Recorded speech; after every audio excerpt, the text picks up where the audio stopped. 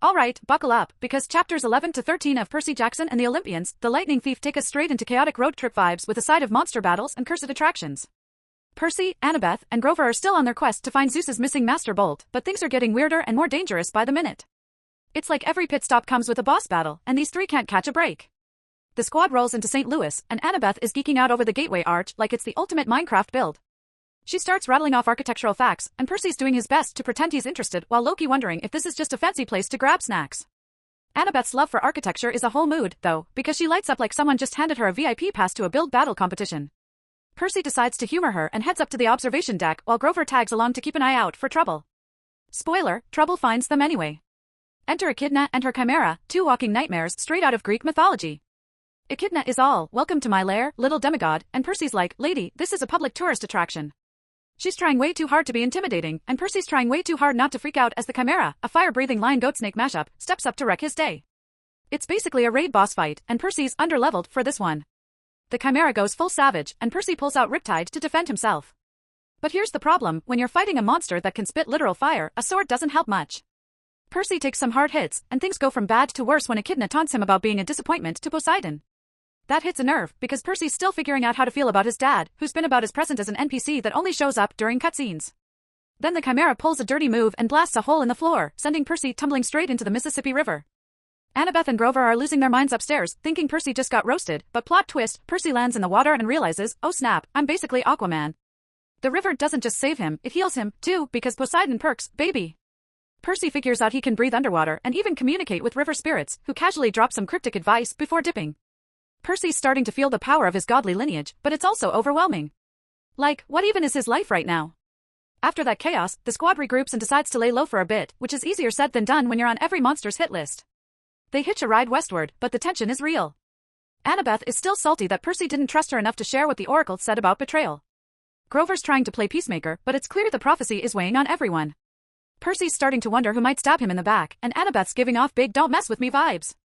The squad might be a team, but trust issues are creeping in like lag during a ranked match. Their next stop is a roadside diner where they're trying to grab some food without drawing attention. Enter Ares, the god of war, who pulls up on his motorcycle like he just rolled out of a Mad Max reboot. This dude is peak intimidating, all leather jackets and bad attitude, and Percy immediately doesn't trust him. Ares has that "I'm here to cause problems on purpose" energy, and sure enough, he's got a shady favor to ask.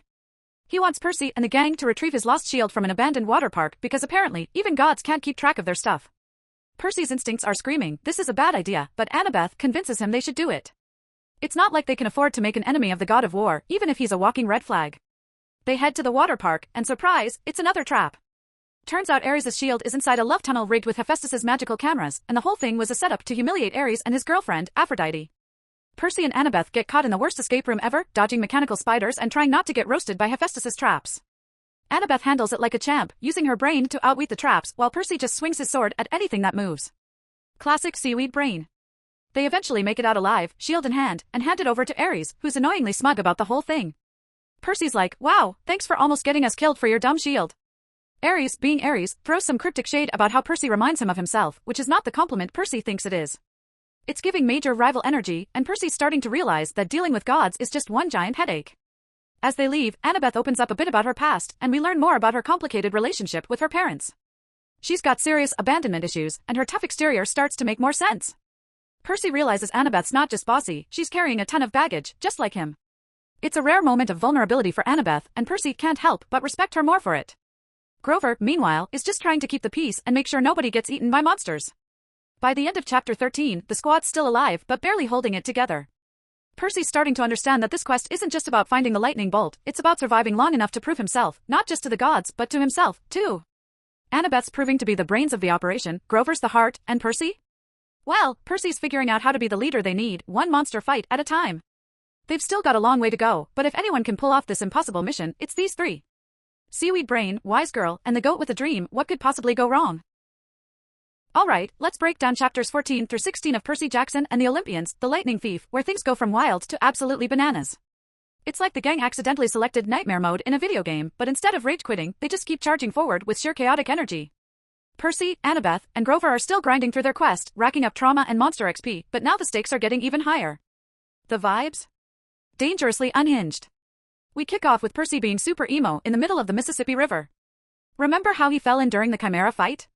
Well, not only did the water heal him, Poseidon perks FTW, but it also left him feeling more connected to his dad's power than ever before. A freaky sea spirit pops up like an NPC delivering a side quest and is all, "Yo, Percy, your dad says hi. Also, don't trust the gifts of the gods." Percy's like, thanks for the cryptic warning." Classic divine energy, zero context, maximum stress. After the pep talk from the water spirit, Percy emerges from the river with a new swagger, like a noob who just unlocked a legendary item. Annabeth and Grover are beyond relieved to see he's not dead, but also a little shook by his god-tier glow-up. Percy tries to explain the whole underwater chat, but Annabeth looks at him like he just told her the plot of an overly complicated anime. Still, the team's gotta keep moving, so they head out with Percy feeling both powerful and seriously overwhelmed. Next stop, a trek heading west, because what's a good road trip without hitchhiking? They hop in the back with a bunch of animal cages, which sounds chill until they realize they're riding with some very sketchy cargo, a lion, a zebra, and an antelope, all looking way too stressed for comfort. Turns out these poor creatures are being transported for some circus nonsense, and Percy's big hero energy kicks in. He's like, we have to save them. Annabeth's skeptical because, they're in the middle of trying to stop a god war, but Grover's 100% on board. Freeing mistreated animals is basically his brand. Using Riptide and some quick thinking, Percy and Grover bust the animals out while Annabeth reluctantly plays lookout.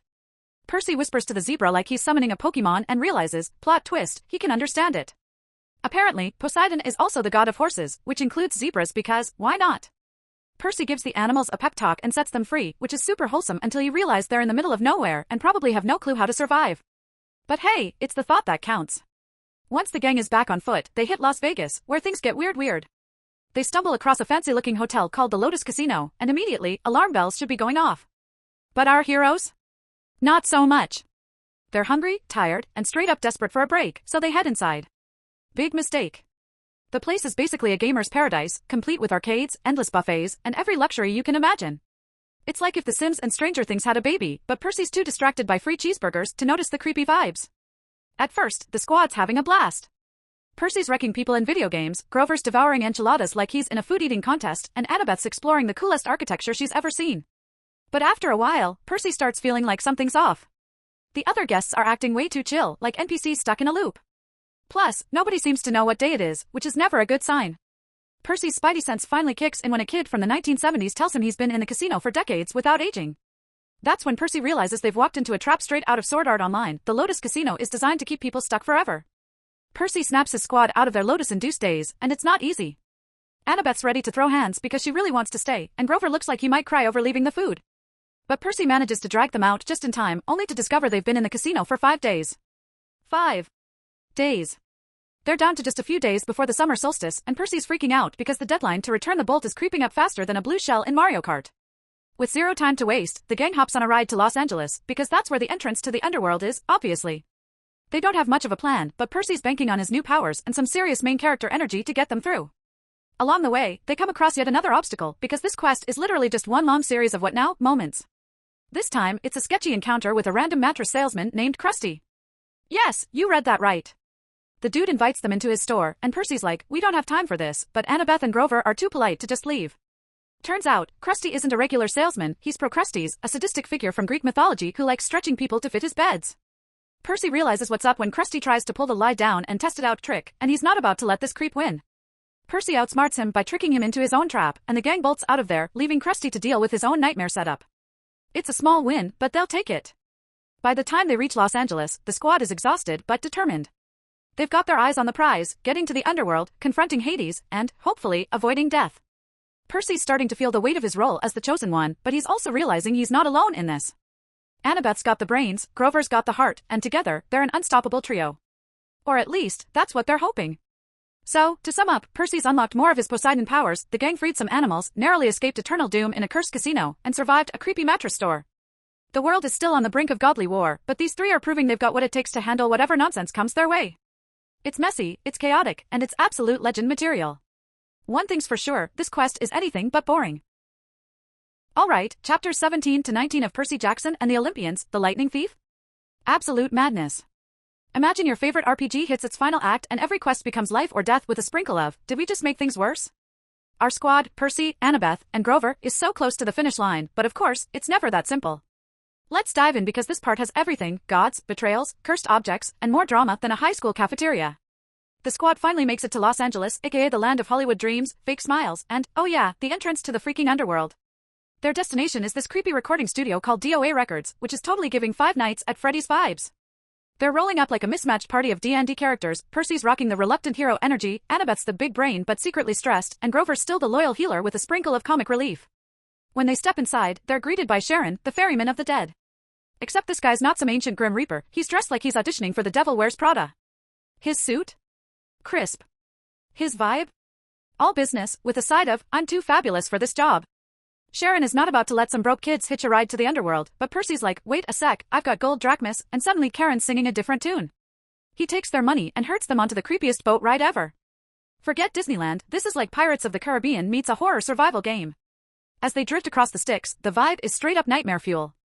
Ghosts everywhere, wailing like they've been stuck in the queue for an online game that keeps crashing. Percy's trying not to think about how his mom might be down here somewhere, and it's honestly heartbreaking.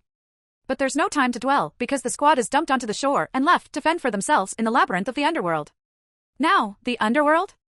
It's like a cursed mashup of a DMV and a corporate office, complete with endless lines and apathetic employees.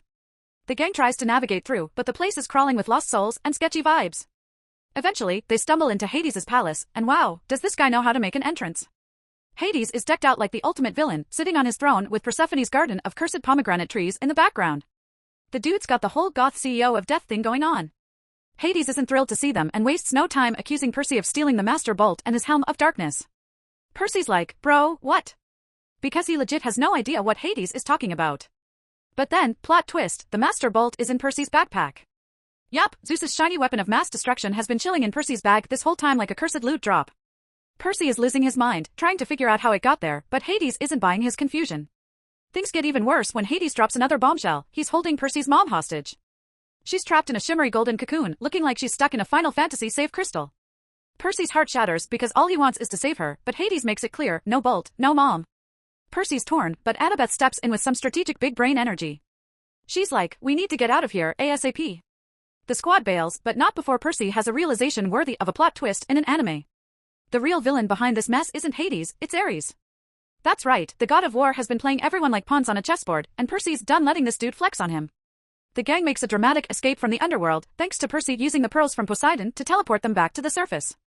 The only catch? Percy can only save himself and two others, which means leaving his mom behind. It's a gut-wrenching choice, but Percy knows they'll have another chance to rescue her. Once they're back on land, the squad barely has time to breathe before Ares shows up for the final boss fight. The dude's strutting onto the beach with his glowing sword, radiating chaotic villain energy. Ares is all, so, you figured out my master plan, and Percy's like, yeah, no thanks to you being so extra about it. Turns out, Ares was working with some shadowy figure to stir up a war between the gods, because of course he was. Chaos is basically Ares' love language.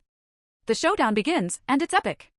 Ares goes full berserker mode, and Percy's out here dodging attacks like he's in Elden Ring. The fight's brutal, with Percy using every ounce of his water power and sword skills to hold his own. Meanwhile, Annabeth and Grover are cheering him on from the sidelines, trying not to get caught in the crossfire. Percy finally lands a critical hit, slicing Ares' ankle and forcing him to retreat. It's a total underdog moment, like when Ash Ketchum beats a gym leader with pure grit and determination. With Ares out of the picture, Percy retrieves the Helm of Darkness and gives it to the Furies, who promise to return it to Hades. Percy's like, please don't haunt my nightmares, and they're like, we'll think about it. The gang is left standing on the beach, battered but victorious. Percy knows this isn't the end, there's still the matter of delivering the Master Bolt to Zeus before the deadline, but for now, they've won a huge battle. As they prepare for the next leg of their journey, Percy reflects on how far they've come. He's no longer just the clueless kid from Yancey Academy, he's a legit hero who's faced gods, monsters, and his own fears. Annabeth's proven herself as the brains of the group, always ready to strategize their way out of trouble, and Grover's loyalty and courage have kept them grounded through it all. Together, they've become a team, flawed, messy, and hilarious, but unstoppable. The quest isn't over yet, but Percy's starting to believe they might actually pull this off. As long as they stick together, they've got a fighting chance.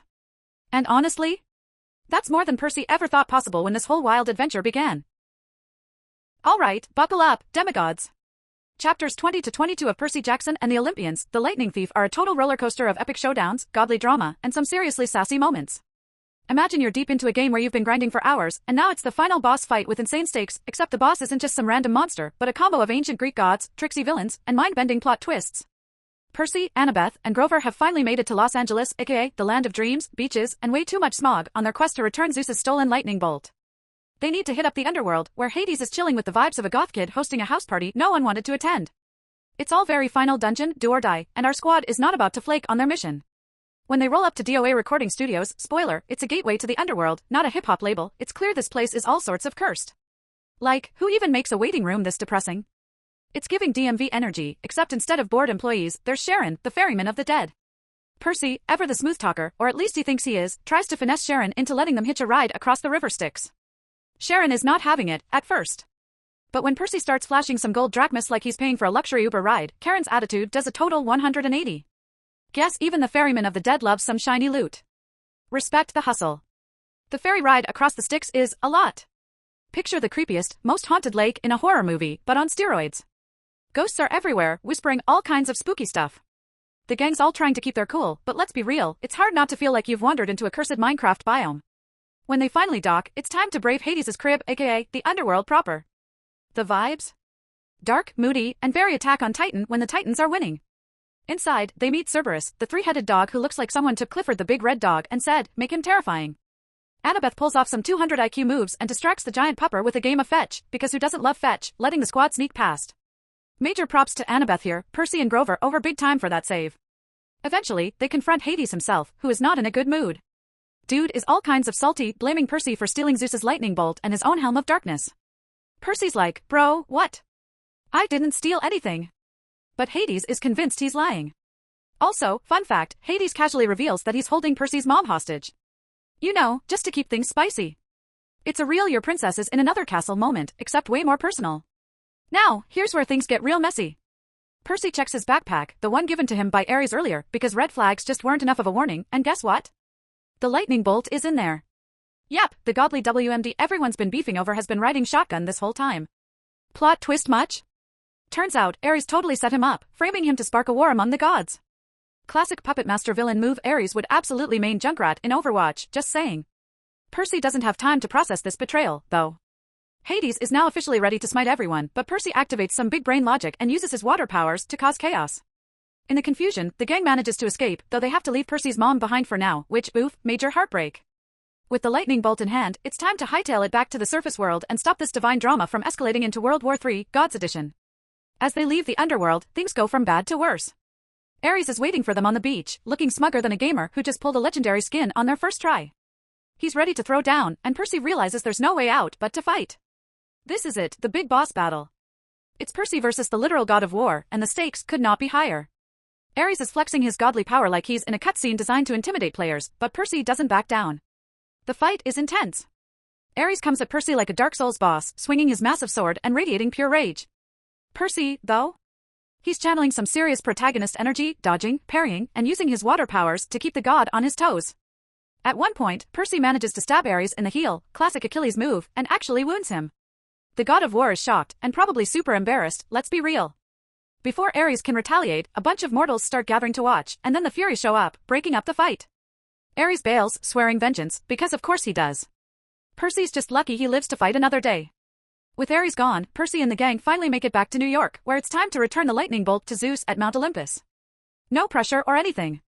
Percy has to ride an elevator to the top of the Empire State Building, because Mount Olympus is totally vibing above it, naturally, and when he gets there, it's like walking into the fanciest Greek palace imaginable. Zeus and Poseidon are waiting, and let's just say the family dynamics are complicated. Zeus is all stern and intimidating, while Poseidon is doing the whole distant dad thing, which is not exactly what Percy needed right now. Percy hands over the bolt, clearing his name and stopping the godly war before it can even begin. Zeus is grudgingly impressed, but still kind of a jerk, because, well, he's Zeus. Poseidon, meanwhile, finally acknowledges Percy as his son, though he's not winning any Father of the Year awards. It's bittersweet, but Percy's relieved to have survived the ordeal and saved the world, at least for now. Back at Camp Half-Blood, things are calmer, but the vibe is a little heavy. Percy knows this isn't the end of his adventures, if anything, it's just the beginning. Luke, his buddy from camp, reveals he was the real thief all along, working for Kronos, the OG Titan and ultimate big bad.